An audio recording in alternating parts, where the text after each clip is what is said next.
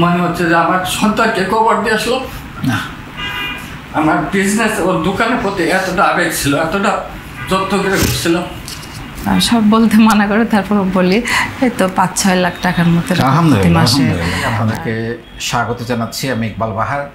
আজকে একটা বিশেষ দিন আমাদের জন্য, আমাদের এই ফাউন্ডেশনের জন্য, কারণ হাঁটি হাঁটি পাপা করে 1 দিন 2 দিন 3 দিন করে প্রথম ব্যাচ, দ্বিতীয় ব্যাচ, তৃতীয় ব্যাচ করে আমরা আজকে 28তম ব্যাচে উপনীত হয়েছি। এবং তার চেয়ে বড় কথা, আজকে আমাদের ফাউন্ডেশনের উদ্যোক্তা এবং দক্ষতা বিষয় এবং মানবিক মূল্যবোধ বিষয়ে প্রশিক্ষণের টানা 2500তম দিন, 2500তম দিন। এবং এইটা সারা বাংলাদেশে সেলিব্রেট হচ্ছে এই মুহূর্তে। আমি এই সুযোগে আজকে যেহেতু সব জেলায় অনলাইনে এবং অফলাইনে এবং প্রবাসে আমাদের যারা বাংলাদেশের অক্সিজেন, তারাও এই মুহূর্তে বা আজকে সারা দিন আমি বেশ কয়েকটাতে একটু একটু করে যোগ দিয়েছি। এবং রাতে সবাই চাচ্ছে, তো 64 জেলায় তো আর একসঙ্গে আমি থাকতে পারবো না।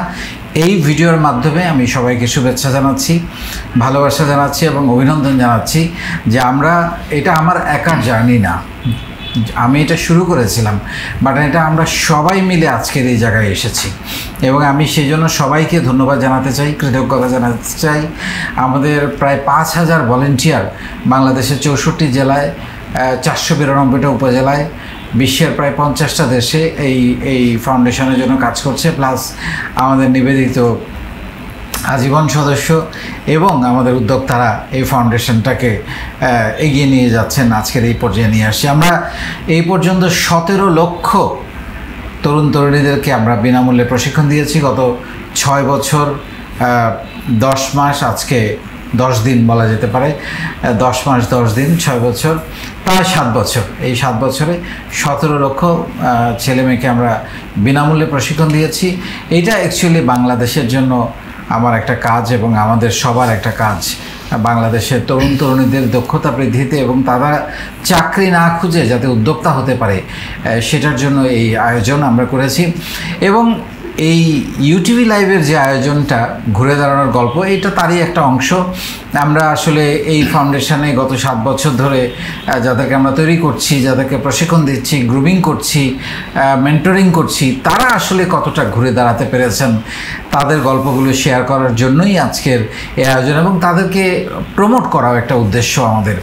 এবং একই সঙ্গে যারা এখানে এসেছেন, নতুন আমাদের ফাউন্ডেশনে যুক্ত হয়েছেন, তারা আসলে নতুন করে তাদেরকে দেখে স্বপ্ন দেখতে পারেন যে ওনারা যদি পারেন, আপনি কেন পারবেন না।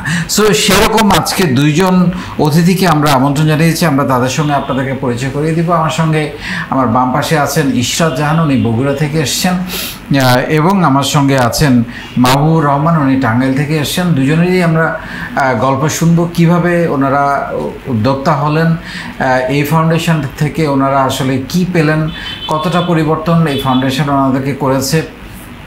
আমি ইশরাতের কাছ থেকে শুনছিলাম একটুখানি করে যে উনি আগেই ব্যবসা করতেন, বাট অনেক রকমের বিষয় ওনার অজানা ছিল, শেখার জায়গাগুলো থেকে বা জানার জায়গাগুলো থেকে। এবং এই ফাউন্ডেশনে এসে উনি আরও নতুন 3টা প্রতিষ্ঠান করেছেন।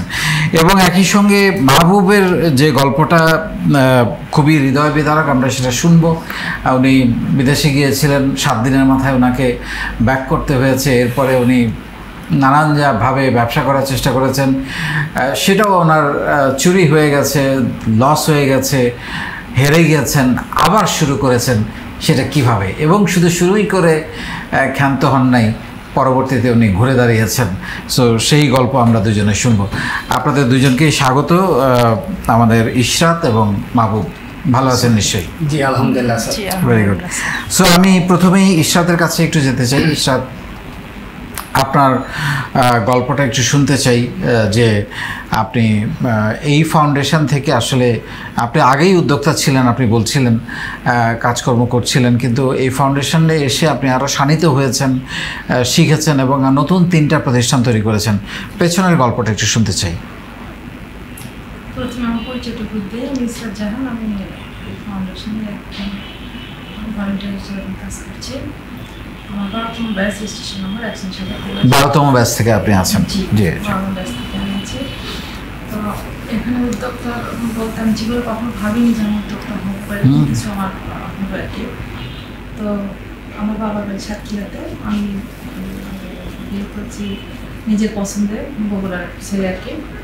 তো নিশ্চয়ই আমি বগুড়া দিব, তখন থেকে আর কি আমি আমার হাজব্যান্ডের সাথে আমার সাথে একটু মানে ওনারা আমার অ্যাডজাস্ট হচ্ছিল না, মানে আমরা অন্যদিকে তো এটা একটু কম করে আমাদের তো দক্ষিণ সাতক্ষীরা তো অন্য এলাকা। তারপর অনেক যাই হোক অনেক কষ্টে অ্যাডজাস্ট হওয়ার পরে আমার শ্বশুর শাশুড়ি ছিলেন অনেক বৃদ্ধ মানুষ, ওনারা 12-13 দিনের আগ কিছু ওনারা মারা যান। শাশুড়ি প্রথম মারা যান, তারপরে আমার শ্বশুর মারা যান তার 13 দিন পরে। মারা যাওয়ার পরে একটা মানে সংসার থেকে একটা 2জন মুরব্বী মারা যাওয়ার পরে সংসারটা বিশৃঙ্খলা দেখা দিল, কেমন যেন একটা অন্যরকম। তখন আমার হাজব্যান্ড খুব ভেঙে পড়লেন, একটাই ছেলে মারা গেলেন আমার শ্বশুর শাশুড়ি। তারপর থেকে উনি সাইড কন্ট্রাক্টরি করতেন উনি। তো হঠাৎ করে উনি যে কাজটা করতে করতে বাবা মা মারা গেলেন, ওই কাজটা কেমন যেন 4বার ঠিক করলে 4বারই উনি ভেঙে গেল রাস্তাগুলো, ঠিকাদার উনি আর কি। তখন এক মানে আবার যখন টাকা পয়সা দেওয়ার মতো সঙ্গতি ওনার ছিল না। তখন আমি চিন্তা করলাম যে এইভাবে তো চলে না। এমনও আমি এমন ফ্যামিলি থেকে আসছি, আমি না পারি কাউকে বলতে, না পারি চাইতে বা না পারি, এরকম একটা পর্যায়ে আসছে। তখন আমার বাসায় গ্যাসের লাইন ছিল, পাশের কিছু মহিলারা আমার বাসায় এসে রান্না করতো। শ্বশুর শাশুড়ি মারা যাওয়ার পর আমি একা হয়ে গেলাম, বাসায় পাকায় থাকতো, তখন ওরা রান্না করতো। ওরা আমাকে বললো কি যে ওদের সাথে একদম শেয়ার করতেছে আমি যেরকম এরকম।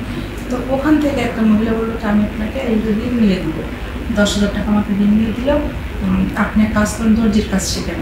তো যে মাইকিংকে দর্জির কাজ শেখাতো, তো ওখানে আমার যাওয়া পসিবল হয়নি। মানুষের মাধ্যমে আমাকে বাসায় নিয়ে এসে আমি আরও 5টা মেয়ে ঠিক করলাম, করে বাসায় নিয়ে এসে 10,000 টাকা দিয়ে ওনার কাছে আমরা দর্জির কাজটা আমি শিখলাম। শেখার পরে ওই মহিলারা আমাকে 3 টাকা করে তখন ম্যাক্সি, যে ম্যাক্সি এখন আমরা টেলার্সে সেলাই করি 150 টাকা করে, তখন আমি সারা বাড়ি বসে ম্যাক্সি সেলাই করতাম। তো সেলাই করতাম, করতে করতে আমি কিছুটা স্বাবলম্বী করে তুললাম, মানে আমার হাজব্যান্ড যে হতাশা হয়ে গেল, ওনাকে কিছুটা আমি মানে হেল্প করলাম। এরকম করতে করতে করতে করতে অনেকটা মানে কিছুটা সময়, আবার এর ভিতরে কিছুটা সময় আমি এখানে অ্যাডজাস্ট করতে না পারার কারণে আমি 5 বার এখান থেকে চলে গেলাম মানে সাতক্ষীরাতে আত্মীয় স্বজনের বাসাতে। তখনও আমার বাবা মা আমাকে ওখানে ঠাঁই দেয়নি, আবার ফিরে এসেছি। ফিরে আসার পরে তার ভিতরে আমি আমার বিয়ে হয় 2006 সালের ডিসেম্বর, 1 ডিসেম্বরে শেষ আর কি। আর আমার ছেলে হয় 2008 সালে 20 ডিসেম্বর। এর ভিতরে আমার বাবা মা তোমার মানে যেতে দেয় না, বা এটা আমি পরে কিন্তু মানে বাচ্চা জন্মের পরে আমি হলো ওখানে গেছি, বা আগেও গেছি, 5 বার গেছি, আমাকে মেনে নেয়নি। যাই হোক সেইভাবে আর কি আমি আস্তে আস্তে এইভাবে চলতেছিলাম। চলতে চলতে চলতে চলতে এমন একটা সময় এসে গেল যে আমার বাবা মারা গেল। বাবা মারা গেল এই খবরটা আমি সকালে পাই, পাওয়ার সাথে আমি হাঁটু ভেঙে পড়ে যাই। তখন কী করলাম, একটা গাড়ি ভাড়া করে আমি ওখানে গেলাম বাবার বাড়িতে। আমার জন্য রাস্তা রাখা ছিল অনেকটা দূরত্ব, বগুড়া থেকে ওখানে যেতে 9 ঘন্টা সময় লাগে। আমিও গেলাম, আসলে কলেজে পৌঁছলাম। ওই মুহূর্তেই আমার বাবার লাশটা আমাকে দেখানোর পরে বাবাকে মাটি দেওয়ার পরে আমার বাড়ি থেকে আমাকে আবার আমি মাটি বলতে গেছি, আমাদের বাড়ি থেকে আবার মানে বের করে দিল যে এই বাড়িতে তোমার ঠাঁই নাই, তুমি কোনো সময় আর আসবে। তখন মানে প্রতিবেশীরাও আমাকে পুরো আশ্রয় দিতে ভয় পাচ্ছিল, যেহেতু বাবা মাও মানে ভাইরা এরা সবাই এরকম করছে আর কি। জোরে মানে ওরা বললো যে তার বাবা মা যখন ঠাঁই দিচ্ছে না, তাহলে আমরা এখানে কীভাবে ঠাঁই দিব। এইটা বলার পরে গ্রামের বাড়ি আমার এক চাচা, উনি রাস্তায় দাঁড়াইছিল, উনি আমাকে নিয়ে গেল আমার বাড়িতে। যখন ঠাঁই দিল না, বলে 2 দিন পরে তুমি মিলাতে হবে, তুমি থাকো, ওখানে যাবে। আমাকে মিলাতেও আসতে দিল না এখান থেকে। তারপরে আমি আবার বগুড়াতে ব্যাক করলাম। বগুড়াতে ব্যাক করার পর থেকে নিজের ভিতরে নিজের একটা খুব মানে জিদ চলে আসলো আমার ভিতরে। তারপরে আমি জামাই তো আছে, জি আচ্ছা জি। তারপর আমি কি করলাম, আমি ওই যে ওনাদের সহযোগিতা নিয়ে আমি ব্লকের পৌরসভার থেকে অন্য মানুষের মাধ্যমে আমি ব্লক বাটিকটা আমার জানা ছিল, স্টুডেন্ট লাইফে আমি শিখছিলাম। তখন আমি ওখানে ট্রেনার হলাম ব্লক বাটিকে শেখানোর জন্য।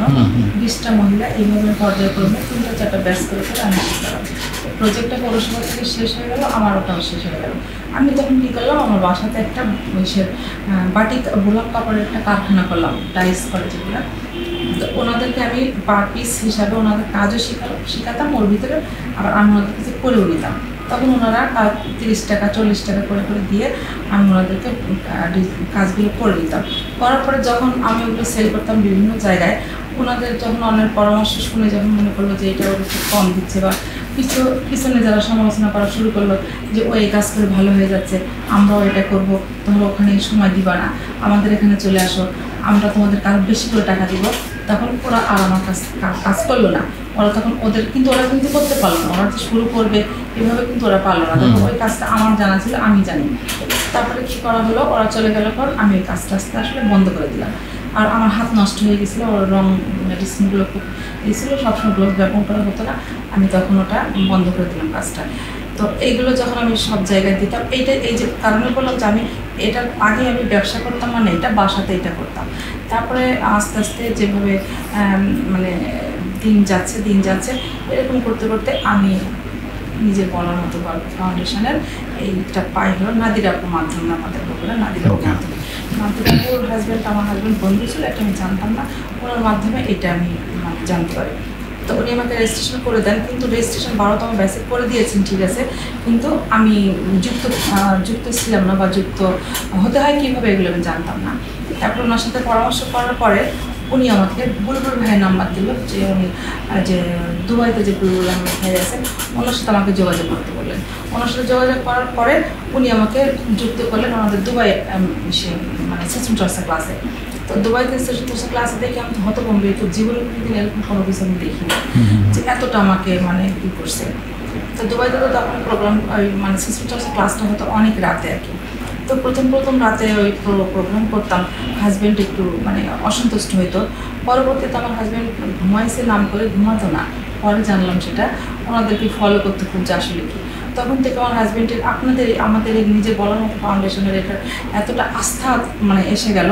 আমার কোনো প্রোগ্রামে যখন থেকে এখানে আমি যখন সবার কাছে খুব পরিচিত হয়ে গেলাম, জানলাম বগুড়া জেলায় আমি মেসেঞ্জারে যুক্ত হতে পারলাম। বিভিন্ন জায়গায় যখন আমি স্পন্সার নিতাম বা কোনো জায়গা আমি মিস করতাম না, আমি নিজে টাকা কামাই করতাম, আমার খুব কষ্ট হতো টাকা খরচ করতে, কিন্তু আমার হাজব্যান্ড তখন আমাকে হেল্প করতো যে এখানে যাও, শুধু যে পরিচিতির জন্য, তারপরে এই না অনেক অভিজ্ঞতা হবে, সব জায়গায় সে আমাকে স্পন্সার করার জন্য মানে বাধা উৎসাহ দিত। এরকম করতে আমার মানে এটা চলতে তারপরে আমার বাচ্চাটা আস্তে আস্তে বড় হলো তখন বাচ্চা আমার যখন একটু বুঝতে শিখলো, তখন বাচ্চা আমার সবচেয়ে আমার কষ্টের দিনটার কথায় সেটা আমি আসতেছি। আর এর ভিতরে যে কষ্ট হয়নি তারা অনেক কষ্ট, অনেক কিছু গেছে, যে রাস্তাগুলো ভেঙে গেছিলো আমার হাজব্যান্ডটা কন্ট্যাক্ট করতে তখন থেকে আমি মনে করেন 10 বই গহনা বিক্রি করে ওনাদেরকে টাকা পেড করা লাগছে। যে রাস্তা যে ভেঙে গেছে, যাদের কাছ থেকে বালু নেওয়া হয়েছে, খোয়া নেওয়া হয়েছে, সিমেন্ট নেওয়া হয়েছে, ওই রাস্তা পুনরায় উদ্ধার মানে করা সম্ভবই নেই এইগুলো ছাড়া। 4বার ঠিক করছে, 4বারই বৃষ্টি হয়েছে, 4বারই। তারপর তখন সবাই বলে যে এটা নাকি মুরব্বীরা যখন সংসার থেকে চলে যায় তখন একটা কিছু হয়, শুভ হয়, কোনো ভালো হয়, অনেক সময় কারো খারাপ হয়, কিন্তু আমাদেরটা হয়েছিল সেটা হলো খারাপ দিকটাই হয়েছিল। তো যাই হোক, তারপরে হলো যখন এরকম মানে আমার বাচ্চাটা হলো, কিন্তু সংসারে কিন্তু ওগুলো মেকআপ দিতে খুব কিন্তু দাঁত ভাঙা খাটুনি কিন্তু আমার উপর থেকে যাচ্ছে, কিন্তু এটা আমি বুঝতে দিতাম না, বা এটা আমি কারোর সাথে শেয়ারও করতে পারতাম না। তারপরে আমার ছেলে যখন হলো তখন সবচেয়ে কষ্ট হতো এটাই যে, আর আমি নিজের বলার মতো ফাউন্ডেশনে যখন যুক্ত হয়েছি তখন না আমি সবাইকে পেয়ে আমি তখন মনে করছি আমার কোনো দুঃখ নেই। ছেলের স্কুলে যখন আমি যাচ্ছিলাম তখন আমি এক জায়গায় বসে থাকতাম, তখন সবাই আমাকে প্রশ্ন করতো আমরা সবাই একসাথে থেকে আপনি কেন মানে দূরে থাকেন কেন। তো আমি তখন কারোর সাথে বলতাম না, সবাই জিজ্ঞাসা করতো উনি এরকম করে বসে থাকে, একটু ওনার কাছে একদিন শুনি তো। তারপর ওনারা সবাই আমার কাছ থেকে শোনার পরে বলছে কি বাবা মা মেনে নিয়ে কী হয়েছে, আমাকে তুমি মা বলে ডাকবা। একটা খালা মা যাচ্ছিল স্কুলে, তো আমাকে মা বলে ডাকবা, এরকম আমাকে অনেকে উৎসাহ দিত, অনেকে আমাকে বলতো। তো যখন আমার ছেলে ক্লাস প্লে নার্সারি KG 1 যখন পড়তাম নিউ স্কলাস্টিক স্কুলে ইংলিশ মিডিয়ামে, তখন আমার ছেলে একদিন আমার বলতেছে কি স্কুল ছুটি হলে সবাই নানার বাড়ি যায়, মামার বাড়ি যায়, এখানে ওখানে বেড়াতে যায়, আমি কেন যেতে পারি, তুমি কেন আমাকে নিয়ে যাও না। কিন্তু ওই সময় আমি প্রশ্নের উত্তর দিতে পারতাম না। তারপর বাবার কাছে জিজ্ঞাসা করতো কেন যেতে পারি না। ওর বাবা উত্তর দিতে তোমার দাদা দাদি যেরকম নাই, তোমার নানা সেরকম নাই। দাদা দাদি আল্লাহ। আপনার মা এখনো বেঁচে আছেন? হ্যাঁ। আপনারা কোনো খোঁজ দেন না? না মানে খোঁজ নেন না, খোঁজ মানে হয়তো বা কারোর কাছ থেকে খোঁজ উনি নেন এভাবে পান, কিন্তু আমার যে একটা অধিকার আছে বাবার বাড়িতে, যে আমার যে একটা হাজবেন্ড আছে, আমার বাচ্চা আছে, তাদেরকে সবাই একটা পর্ব মানে ওই যে ওনাদের অপছন্দে বিয়ে করেছেন সেই রাগটা ওনারা কত বছর হলো? এটা আমার ওই যে 2005 সালের ডিসেম্বর শেষ, 6 সাল থেকে শুরু, 6 সাল এখন 24 সাল চলছে, আর 19 বছর। 19 বছর ধরে আপনার বাবা মা আপনাকে মেনে নিচ্ছেন? বাবা তো আমার টেনশন, বাবা তো চলে গেছেন। জি বাবা তো, মা আছেন এখনো, কিন্তু মায়ের মন তো অনেক নরম হওয়ার কথা। আমার মায়ের মন নরম না, আমার মা মানে আমাদের সংসারে হাল ধরে আছেন আমার বাবার বাড়িতে। আপনার মায়ের বাড়ি কোথায়? মানে আপনার বাবার বাড়ি সাতক্ষীরাতে। আমার বাবা মা দুজনের বাড়িতে সাতক্ষীরাতে গ্রাম আছে একটা, আমার থানা আলাদা কিন্তু একই জেলার আর কি, বাবা মা দুজনে। আমি আসলে চাই ভিডিও যারা দেখছেন সাতক্ষীরার যদি কেউ থাকেন বা আমাদের ফাউন্ডেশনের যদি কেউ থাকেন, ওনার মায়ের কাছে এই খবরটা একটু পৌঁছে দেন যে ওনার মেয়ে ভালো করছে, ভালো আছে, খুশি আছে, জামাই নিয়ে বাচ্চা নিয়ে এখন ব্যবসা করছে, তাহলে ওনার দুঃখ কিসের? আর দিন শেষে তো মা, মেয়ে, সন্তান, এটাই তো সবচেয়ে বড় কথা। আপনারা তাকে কাছে ডেকে নেন, তার যে দুঃখ, তার যে কষ্ট বুক ভরা, তার যে কান্না, সে কান্নাটা শেয়ার করেন। 19 বছর হলো তো, আর কত? একটা জিদ, একটা ইগো, কি সব কিছু। আপনি কিভাবে নিশ্চিত হতে পারলেন যে আপনি ভালো বিয়ে দিলে এর থেকে ভালো বিয়ে হতে পারতো? এর তো কোনো নিশ্চয়তা নেই, আমরা কোনো নিশ্চয়তা কেউ দিতে পারি না। কি হতে পারে? একটা মেয়ের বিয়ে হওয়ার পরে তার জামাই যে কোনো মুহূর্তে মারাও যেতে পারে, পঙ্গু হয়ে যেতে পারে, অনেক বড় রকমের বিপদে পড়তে পারে, এটা আল্লাহর ইচ্ছা। কিন্তু আমরা কেন খুশি ছিনিয়ে নিচ্ছি? আমি অনুরোধ করব মাকে যে আপনি আপনার মেয়েকে মেনে নিন, ডেকে নিন, কাছে ডেকে নিন, বুকে জড়িয়ে ধরুন, তার 19 বছরের কষ্টটা দূর হোক। আমি অনুরোধ করব কোনোভাবে আমার এই মেসেজটা ওনার মায়ের কাছে পৌঁছে দেবেন।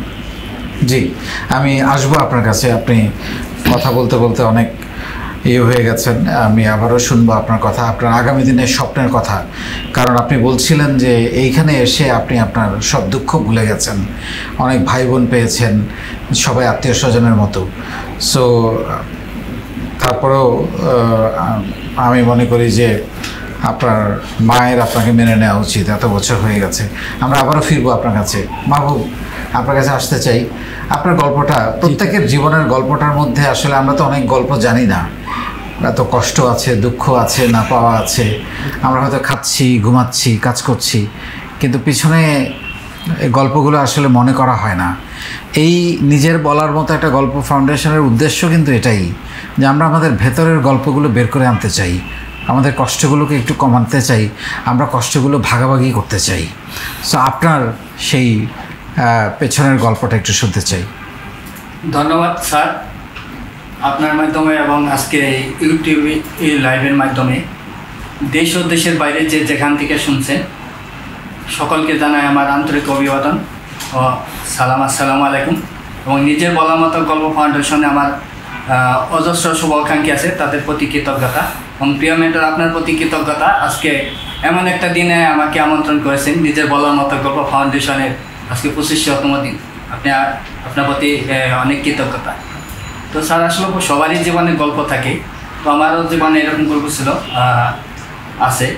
আমি মধ্যবিত্ত পরিবারের সন্তান, সেনা পরিবারের সন্তান।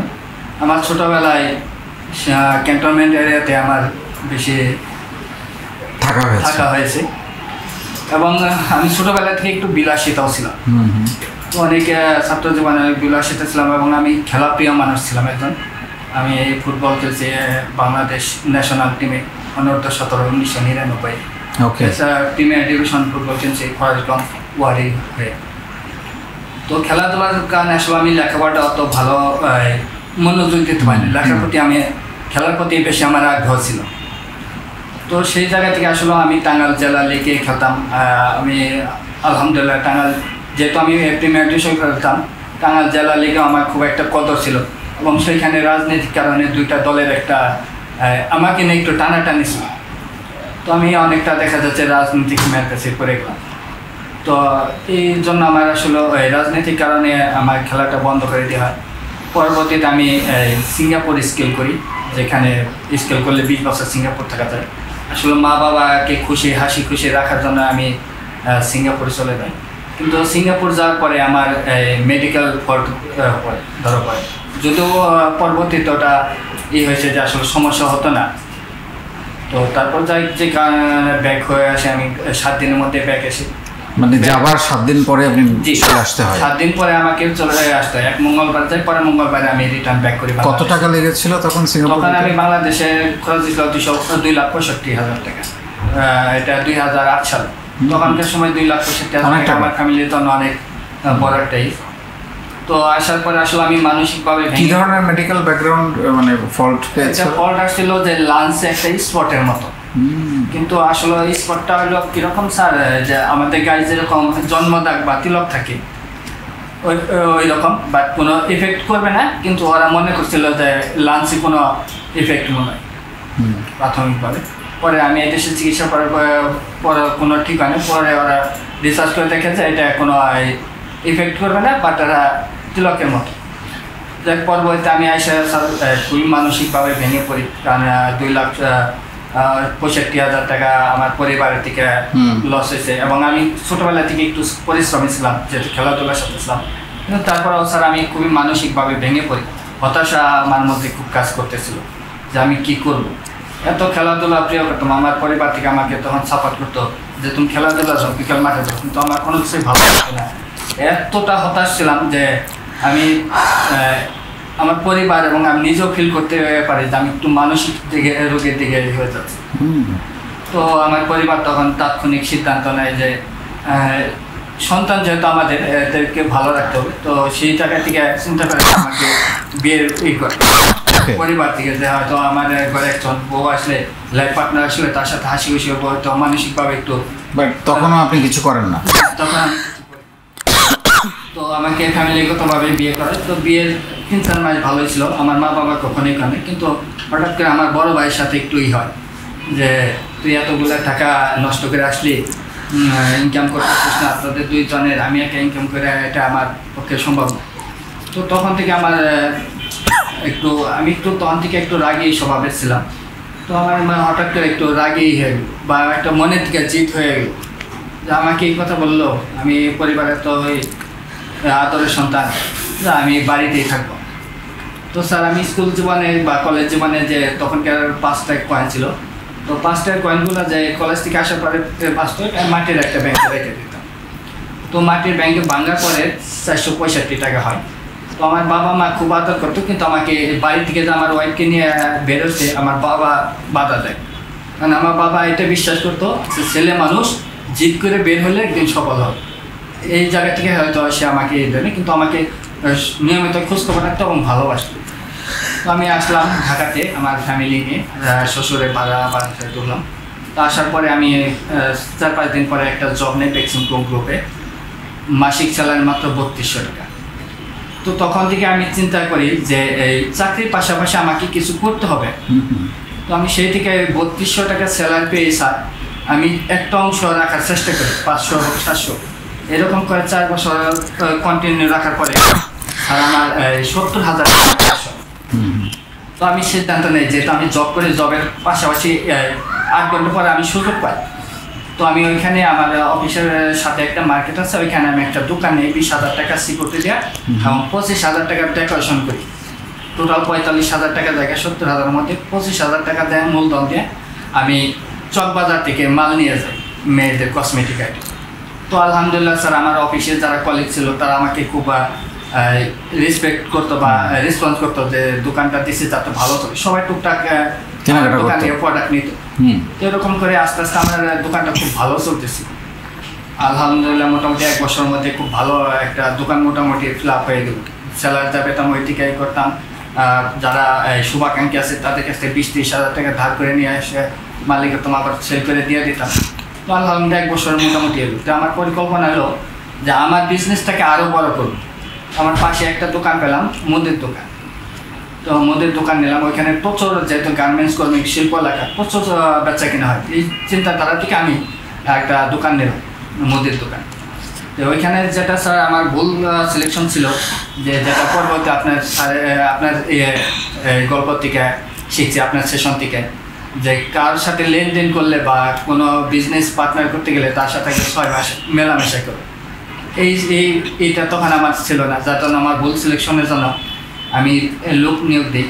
তো 2 মাস 3 মাসে আমাকে হিসাব ভালোভাবে বোঝাতে পারতো না, তার সাথে কথা হয়তো যে আপনি আমাকে হিসাব না বোঝালে তো আমি আপনাকে কীভাবে স্যালারি দেবো, আমাকে তো হিসাব বোঝাইতো।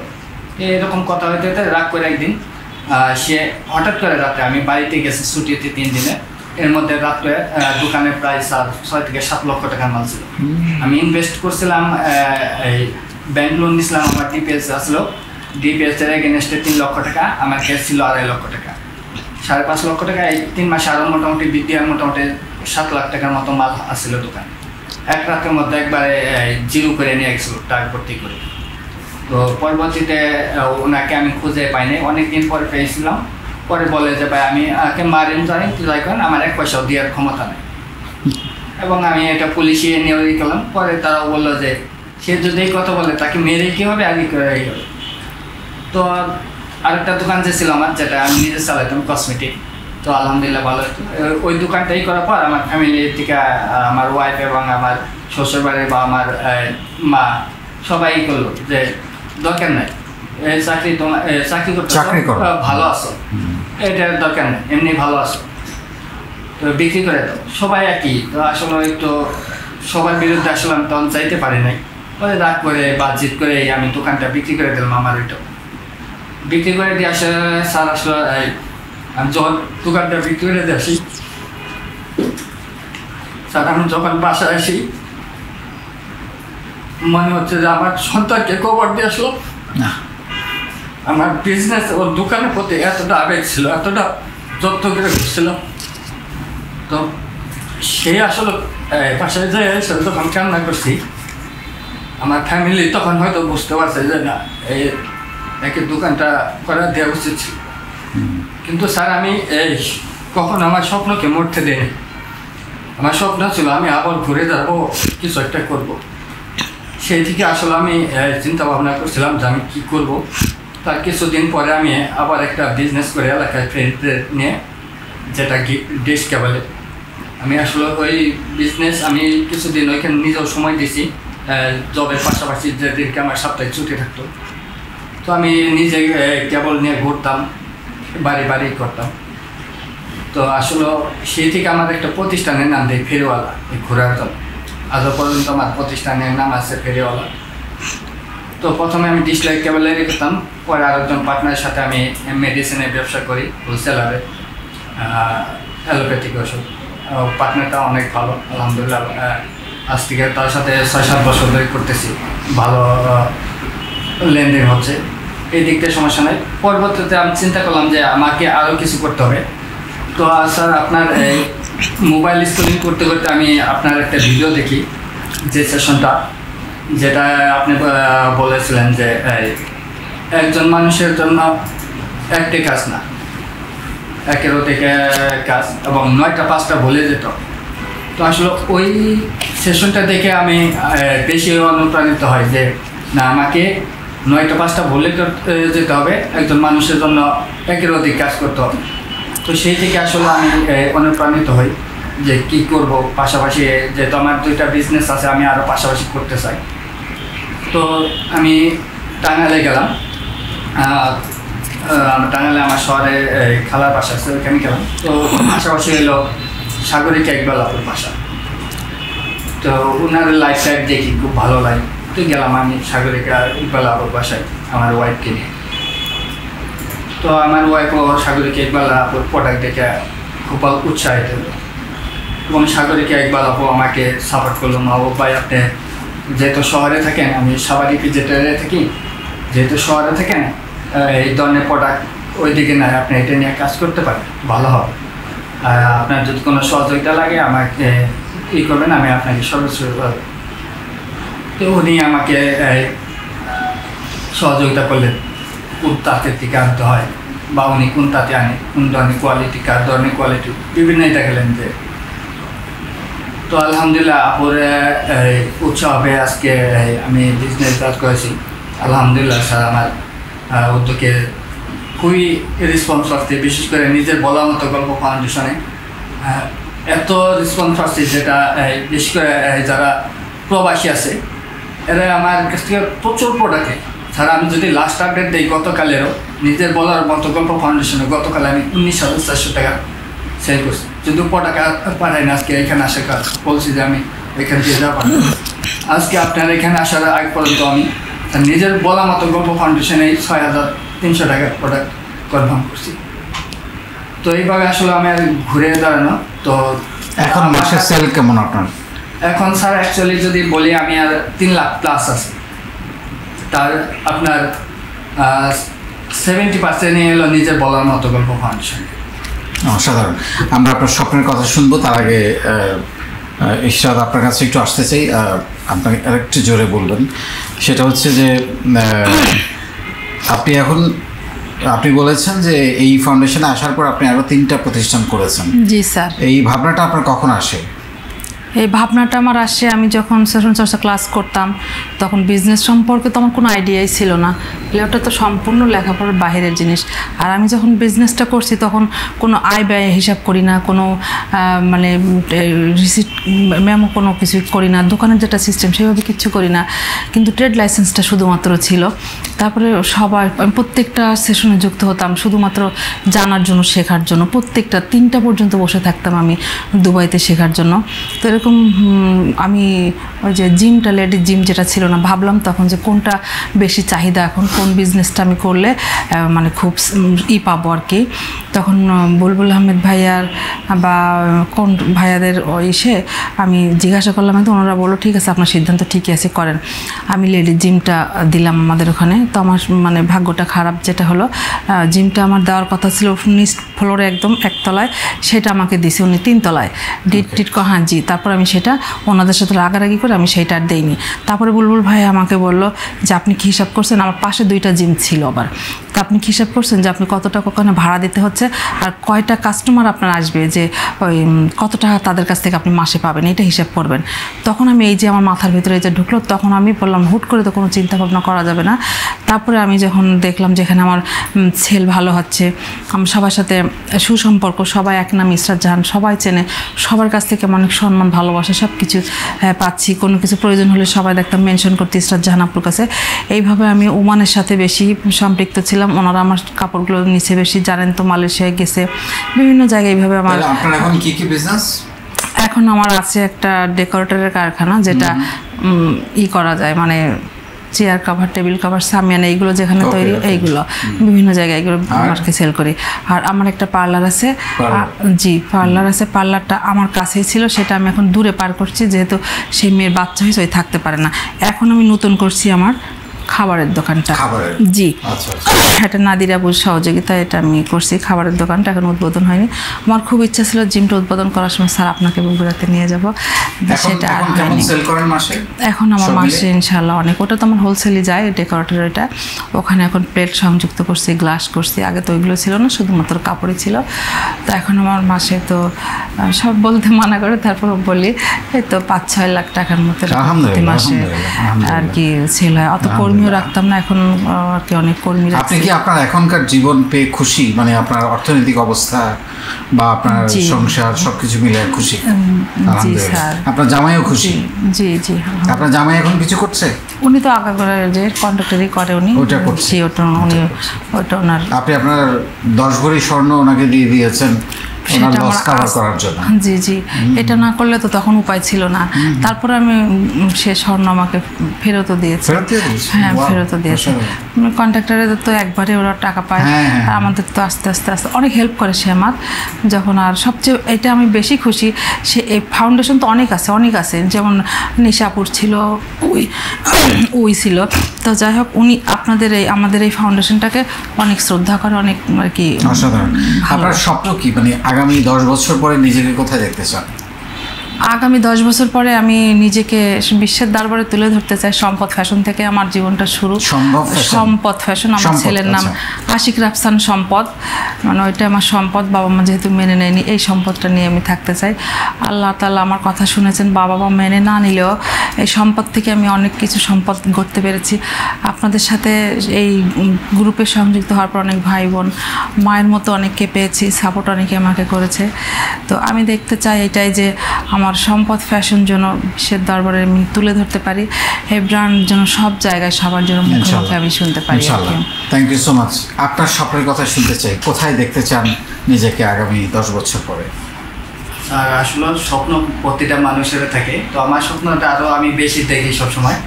তো আমার যেটা স্বপ্ন, যে আলহামদুলিল্লাহ আমি এখন যতটুকু আমাকে দিছে আমি হ্যাপি এটুকু। তো আমি যে আগামী 10 বছর যেটা করতে চাই, যে মানুষের জন্য কিছু করতে চাই, হতদরিদ্র মানুষের জন্য। ইতিমধ্যে আমি আমার এলাকায় একটা ট্রাস্ট খুলছি, কল্যাণ ট্রাস্ট।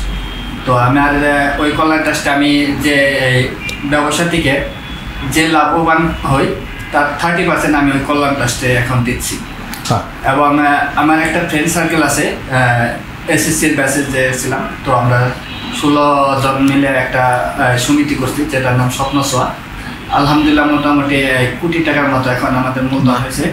তো এটা আগামী 25 সালে আমরা চিন্তা করতেছি ল্যান্ড প্রপার্টিজ বিজনেস করার জন্য। এবং সেখান থেকে আমাদের সবার একটাই, যে আমরা একটা অংশ, লাভের অংশ হতদরিদ্র মানুষের জন্য কাজ করবো, এবং সমাজের জন্য যারা এই কি বলে, যারা এই বিভিন্ন সুবিধা থেকে বঞ্চিত হচ্ছে তাদের জন্য কাজ করতে হবে। ইনশাআল্লাহ, ইনশাআল্লাহ। অনেক ধন্যবাদ আপনাদের দুজনকে। আপনাদের অনেক গল্প, ভেতরের গল্প, কষ্টের গল্প, দুঃখের গল্প, খুশির গল্প, ঘুরে দাঁড়ানোর গল্প আমরা শুনলাম। আপনাদের দুজনের প্রতি অনেক অনেক শুভেচ্ছা এবং ভালোবাসা। ইনশাআল্লাহ যে প্রোডাক্ট নিয়ে কাজ করি, আমি একটু আপনার মাধ্যমে দেখাতে চাচ্ছি যে আমার প্রোডাক্টের কোয়ালিটিটা কেমন। আপনি ওখানেই বসেন, আসা যাবে না। আচ্ছা, হ্যাঁ হ্যাঁ হ্যাঁ, এটা হলো টাঙ্গাইলের তাঁতের 3 পিস। এটা সরাসরি তাঁতের সাথে কন্ট্যাক্ট করে আমি তৈরি করি। আচ্ছা আচ্ছা, তো ওটা জামদানি? জামদানি, জি। টাঙ্গাইলের জামদানি, জি। আচ্ছা আচ্ছা। তারপরে এটাও হলো স্যার আমি সরাসরি তাঁতের সাথে ই করে করতেছি। Very beautiful, very beautiful. Sir quality মানে প্রিমিয়াম কোয়ালিটি যেটা বলে। Very good, very good. Thank you, thank you. এছাড়া স্যার আমার আছে সিরাজগঞ্জের প্রিমিয়াম কোয়ালিটি গামছা, লম্বা, খুবই ইউনিক, একদম পিওর সুতি, 100% পানি শোষণ করে। চমৎকার। এবং সবগুলো এলো ইউনিক ডিজাইন চেষ্টা করে। Thank you, thank you so much. আর এছাড়া স্যার আমি আরেকটা কাজ করি, এটা হলো এই কাস্টমাইজ জার্সি, সরাসরি কারখানা থেকে। এবং কি স্যার এটা আপনার নিজের বলার মতো গল্প ফাউন্ডেশনের ম্যাক্সিমামই যারা কাস্টমাইজ জার্সিগুলো করে, আমি ওগুলো আপনি করেন? জি। বাহ, very good. Thank you so much আপনাদের দুজনকে আজকে কষ্ট করে আসার জন্য এবং আপনাদের গল্প শেয়ার করার জন্য। ভালো থাকবেন। জি, ইনশাআল্লাহ স্যার। আপনাকেও ধন্যবাদ। এমন একটা দিন আমাদেরকে আমন্ত্রণ করছেন। Thank you, thank you. শুনলেন দুজনের গল্প। আমি নিশ্চিতভাবে বলতে পারি এই গল্প থেকে আপনাদের মধ্যে অনেক অনুপ্রেরণা তৈরি হবে, কারণ এই গল্পগুলো শেয়ার করার উদ্দেশ্য একটাই, জীবনের সাথে, তাদের গল্পের সাথে মেলানো, সহমর্মিতা প্রকাশ করা এবং সেখান থেকে কিছু সাহস নেয়া, ইনসাইটস নেয়া, কিছু উদ্দীপনা নেয়া, যে ওনারা পারলে আমিও তো পারবো। এই ভাবনাটা তৈরি করাই হচ্ছে এই গল্পগুলোর মূল উদ্দেশ্য। এবং আমি আশা করব যে এই গল্প আপনাদেরকে নতুন করে ভাবতে, নতুন করে চিন্তা করতে, নতুন করে শুরু করতে আপনাকে সাহায্য করবে। অনেক ভালো থাকবেন। আসসালামু আলাইকুম।